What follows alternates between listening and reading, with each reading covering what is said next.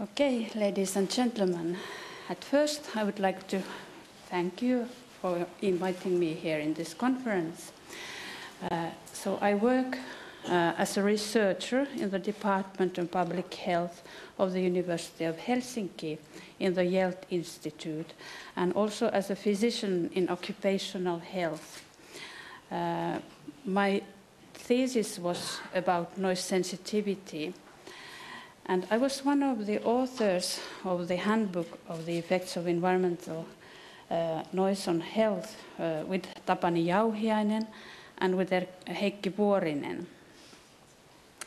So this handbook, as you have got it all, has now been translated in Estonian, and as you can see, it looks very similar with the Finnish one. So it was initially published in the Finnish Ministry of Environment, and it's based on the publication of WHO guidelines for community noise. It deals with noise in accordance with the WHO recommendation of the classification of diseases, impairments, and disabilities due to various external and internal causes. The handbook stresses the various noise effects rather than taking a conventional approach and starting with the acoustic features of noise, such as loudness. And the handbook helps the environmental authorities at their work. In the handbook, the different effects of environmental noise are discussed in order of their frequency and significance. Annoyance, which is the most widespread, is followed by physiological effects, such as effects on sleep, cognitive performance, speech communication, cardiovascular functions, and finally by hearing impairment, which doesn't occur so frequently with transportation noise, but can occur with leisure time noise, as you will hear later, and especially it happens with occupational noise. The publication also stresses individual noise sensitivity, which has not been sufficiently recognized earlier. The handbook includes an appendix with WHO guidelines for environmental noise. Noise has been defined as unwanted sound that human beings consider unpleasant or disturbing, or that in some other ways is harmful to the human well-being or health. So this figure, which is from the handbook, is illustrating the factors associated with the effects of noise on the individual and also the community. Noise has many negative effects on human health, well-being, and comfort. The same sound may affect differently different people, but on the level of the population, the harmful effects of noise have been proven without doubt. These communal factors in this figure, they include living and working conditions or environment, standards, restrictions, attitudes, and expectations. Reactions include ways to react as passive exposure, adaptation, activation, aggressiveness, and actions like moving away, complaints, and noise control. Noise impairs the quality and comfort of living environment, and for example, a noisy environment limits the opportunities for keeping windows open and for spending time out of doors. In this table is presented the health effects of environmental noise according to the terminology of International Classification on Functioning, Disability and Health. Disease include organ or cellular lesions like inner ear lesions. Impairment is a measurable change of function such as blood pressure. Disability is an experienced functional effect like annoyance. Examples of handicap as an effect of environmental noise for an individual can be morbidity or decreased working ability, and for the society, the need of health services. A central effect of noise is annoyance.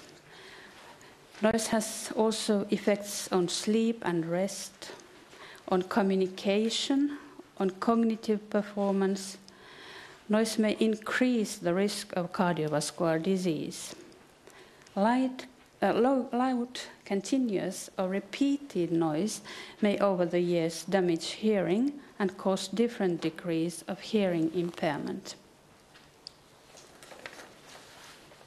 Annoyance is a psychological concept covering immediate behavioral noise effects, aspects like disturbance and interfering with intended activities, and evaluative aspects like nuisance, disturbance, unpleasantness, and getting on one's nerves. In this figure, which is also from the handbook, is presented the relationship between the percentage of population highly annoyed and the sound level of traffic noise. Annoyance in population is evaluated using questionnaires. Highly annoyed persons are those who respond to a question about the degree of annoyance in the worst range of answer categories. Exposure effects relationship have been derived for exposure. There are three main types of traffic noise: road traffic, railway, and aircraft noise. At the same noise level, aircraft noise is more annoying than road traffic noise, and railway noise is less annoying than road traffic noise.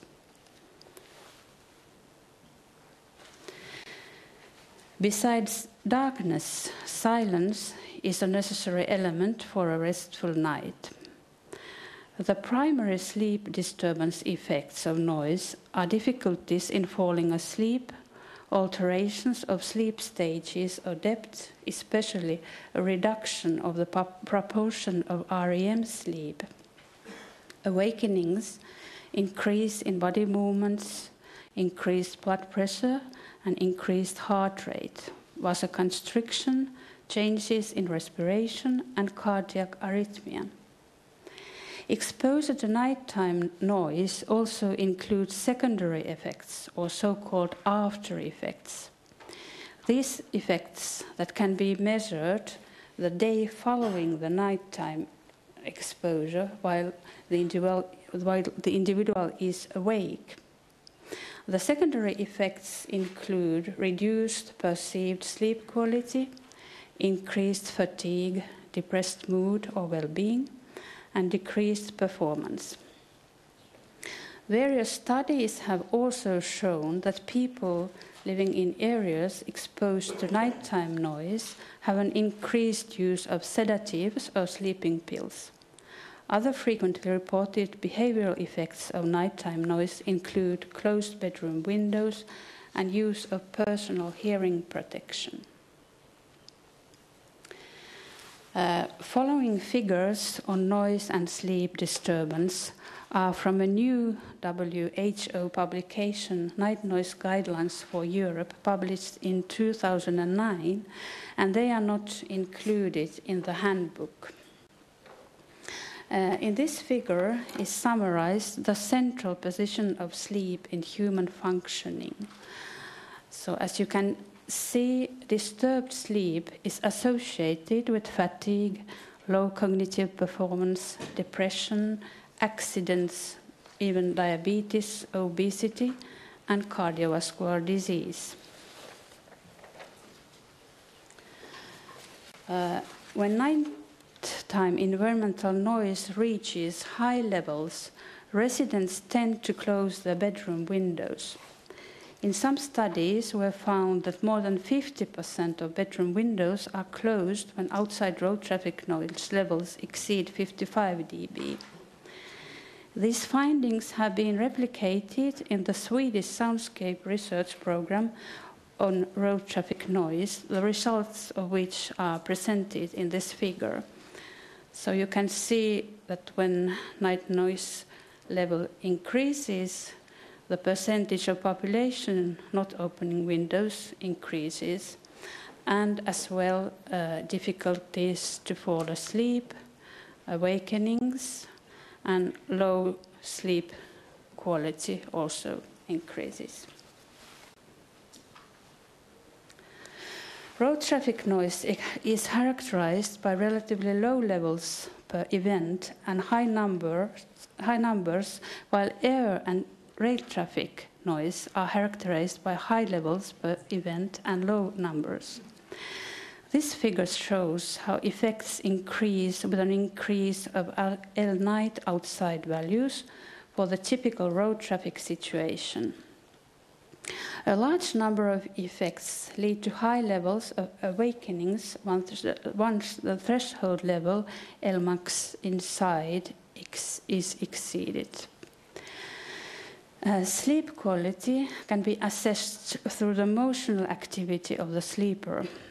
A close connection exists between the frequency of body movements and sleep stages. It has been found that the total number of body movements increases during noisier nights with reference to quieter nights. So here's the average motility. And also highly sleep disturbed. There is evidence from animal and human studies supporting a hypothesis that night noise exposure might be more strongly associated with cardiovascular effects like myocardial infarcts than daytime exposure, highlighting the need for future epidemiological studies on this topic. So here we have infarcts already after 55 dB.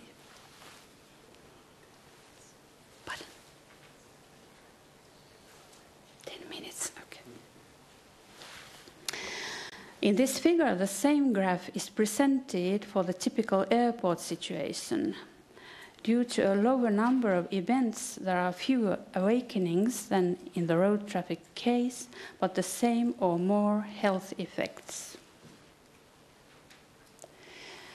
In this table, which you can find also in the handbook, is summarized the effects of night noise for which sufficient evidence exists. For these effects, the threshold levels are usually well known, and for some, the dose-effect relations of a range of exposure could also be established. Noise affects communication by impairing the ability to distinguish between sounds and signals in a noisy environment. In addition, straining the voice when speaking in noisy environments may damage the vocal cords.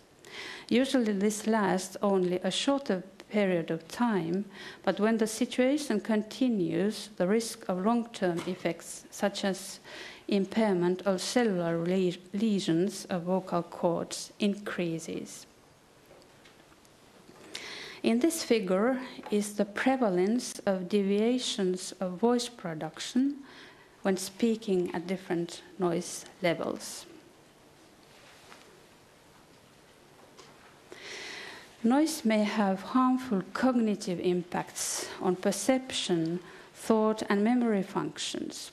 In children, chronic aircraft noise exposure has been associated with higher levels of noise annoyance and poorer reading comprehension, limitations in learning ability, in memory functions, and sustained attention.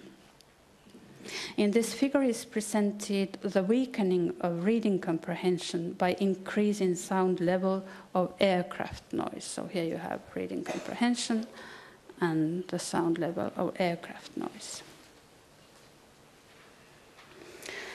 Acute noise exposure activates the autonomic nervous system and endocrine system, which leads to temporary changes such as increased heart rate, vasoconstriction, and increased blood pressure. In this figure is presented transmission paths of direct noise effects.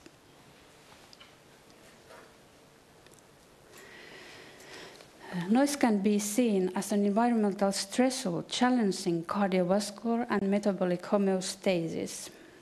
Noise activates the sympathetic adrenal medullary SAM axis and the hypothalamic pituitary adrenal HPA axis, which leads to temporary changes such as increased heart rate, vasoconstriction, and increased blood pressure, and increases in levels of stress hormones, adrenaline, noradrenaline, and cortisol. The SAM system and the HPA system are the two major stress systems that seem to play an important role in influencing cardiovascular and metabolic functions. Sustained activation of the SAM system with overexposure to adrenaline and noradrenaline can contribute to the development of cardiovascular disease. Chronic noise exposure influencing the HPA axis is associated with metabolic changes, which can also increase the risk of cardiovascular disease. In this figure, which you can also find in the book, is presented a chain illustrating the possible relationship of noise effects and stress and the development of diseases. The basic physiological or behavioral responses to sound stimuli is the orientation reflex. The second basic response is startle reflex. The defensive response can occur independently of orientation or startle responses. It appears in the form of skeletal muscle tension, pupillary dilation, and acceleration of pulse rate. The defensive response can become the stress that leads to the general adaptation syndrome. When this takes place, the HPA axis is mobilized, resulting in the increase of cortisol and adrenaline output. After prolonged exposure to higher sound levels, noise can cause permanent effects such as hypertension and ischemic heart disease. Epidemiological studies have suggested a higher risk of high blood pressure in subjects who were chronically exposed to high levels of transportation noise, especially aircraft noise. Hypertension is a multifactorial disease, and the relative contribution by noise is probably quite small compared to other factors. In this figure are the results of 5 different studies on the association between aircraft noise level and the prevalence or incidence of hypertension. Conclusions on the association of traffic noise and coronary heart disease have been made on the basis of the review of Babiš in 2002 and 2004, which is illustrated in this figure. The center of these bars are the relative risks with 95% confidence intervals, the bars themselves, for dichotomous comparisons of noise exposure. A relative consistent shift of the bars to relative risk greater than 1, which is here, can be seen. Road traffic and aircraft noise studies are here viewed together. No corresponding results are available for rail traffic studies. The meta-analysis of Babiš has also suggested a higher risk of myocardial infarction in subjects who were chronically exposed to high levels of road traffic noise. In this figure is presented an exposure response curve for road traffic noise level and incidence of myocardial infarction. These figures show the two risk curves of the association of road traffic noise level and the prevalence in the left graph and the incidence in the right graph of myocardial infarction. From the left figure, it can be seen that below 60 dB for LD, no noticeable increase in risk of myocardial infarction is to be detected. For noise levels greater than 60 dB, the risk of myocardial infarction increases continuously and is greater than 1.2 for the risk levels of 70 dB, which can be seen in the right figure. The risk estimates in general were found to be higher in subjects that had lived in the exposed area for a longer time, which is in accordance with the noise hypothesis that the effects of chronic noise stress. Hearing impairment is typically defined as an increase in the threshold of hearing. It is assessed by threshold audiometry. Worldwide, noise-induced hearing impairment is the most prevalent, irreversible occupational hazard, and it happens also with leisure time noise. In developing countries, not only occupational and leisure time noise, but also transportation noise is an increasing risk factor for hearing impairment. Noise-induced hearing impairment occurs predominantly in the high-frequency range from 3,000 to 6,000 Hz, the effect being largest at 4,000 Hz. In this figure is an example of hearing impairment caused by noise as an alteration of mean hearing level. Of noise effects in different population groups, I will concentrate on two groups, children and noise-sensitive individuals. Sound environments of children are home, daycare center, school, and leisure time. Children at risk are those with other developmental problems and delays, with bi- or multilingualism, with social deprivation, children living in chaotic environment, children having other health problems, and noise-sensitive children. Noise sensitivity is a measure of attitudes to noise in general. It refers to physiological and psychological internal states of any individual which increase the degree of reactivity to noise. Noise-sensitive individuals are more affected by noise. They pay more readily attention to noise, perceive more threat from noise, and may react more to noise than less sensitive individuals. Noise sensitivity is a predictor of annoyance. It is a factor modifying and mediating the effects of noise exposure on the outcome measure, and it may be directly related to outcomes such as health effects.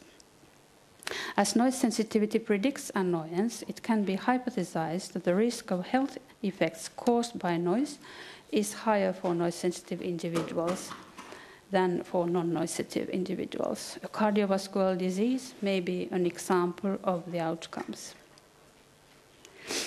In this figure is presented a hypothetical model of the schematic pathways of the possible relationship of noise sensitivity and cardiovascular disease. Noise sensitivity increases annoyance and stress and sleep disturbance caused by noise. And noise-induced stress activates the sympathetic and endocrine system, leading to an increase of blood pressure, heart rate, and peripheral resistance. And prolonged exposure to noise can cause permanent health effects, such as cardiovascular disease. Noise sensitivity can be investigated using a short question, which we were using about the experience of noise. In this, the subjects answering that they experienced noise very disturbing or quite disturbing, they were classified as noise sensitive, and those answering not especially disturbing or not at all disturbing were classified as non-noise sensitive individuals. Also, the Weinstein's noise sensitivity scale has largely been used in many noise studies. Noise sensitivity is a rather common trait. The percentage of noise-sensitive subjects has varied between 20 and 43 in different studies. In these studies, different scales of noise sensitivity have been used. In our Finnish study, 38% were noise sensitive. According to our study, noise sensitivity is also a quite stable trait.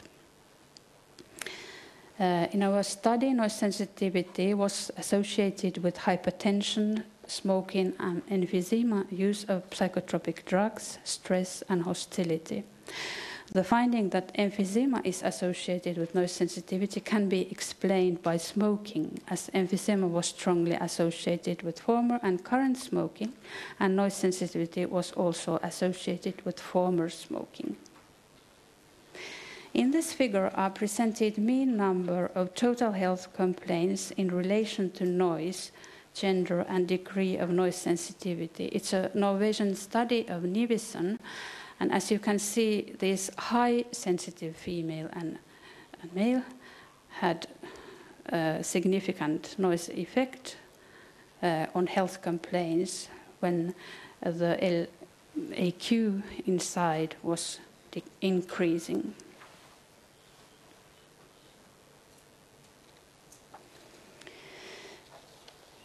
In our Finnish study, cardiovascular mortality was significantly increased among noise-sensitive women in comparison with non-noise-sensitive women. In women, the interaction of noise sensitivity and lifetime noise exposure was statistically significant for coronary heart mortality. Among men, there were no statistically significant effects. One explanation for that may be that in men, the risk factors for cardiovascular disease, smoking, cholesterol, hypertension, obesity, are more pronounced than in women, and thus a weak risk factor as noise sensitivity may not have such effect in men as in women. And as it was a twin study, we also checked the genetic component of noise sensitivity, and our results show that noise sensitivity aggregates in families and probably has a genetic component. And then finally, this table you can also find in the handbook, where are the guidelines, values of WHO for community noise in specific environments. These are essentially values for the onset of health effects from noise exposure. The available knowledge of the adverse effects of noise on health is sufficient to propose guideline values for community noise for the following noise effects: annoyance, communication interference, disturbance of information extraction, sleep disturbance, and hearing impairment. The different critical health effects are relevant to specific environments, and guideline values are proposed to each environment, which are dwellings, schools and preschools, hospitals, industrial, commercial, shopping and traffic areas, ceremonies, festivals and entertainment events, indoors and outdoors, music and other sounds through headphones, impulse sounds from toys, fireworks and firearms, and also outdoors in parkland and conservation areas. Thank you for your attention.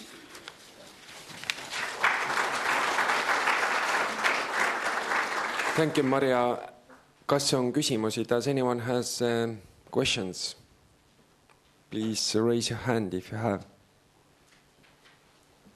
Kellel on küsimusi, siis palun tõstke käsi.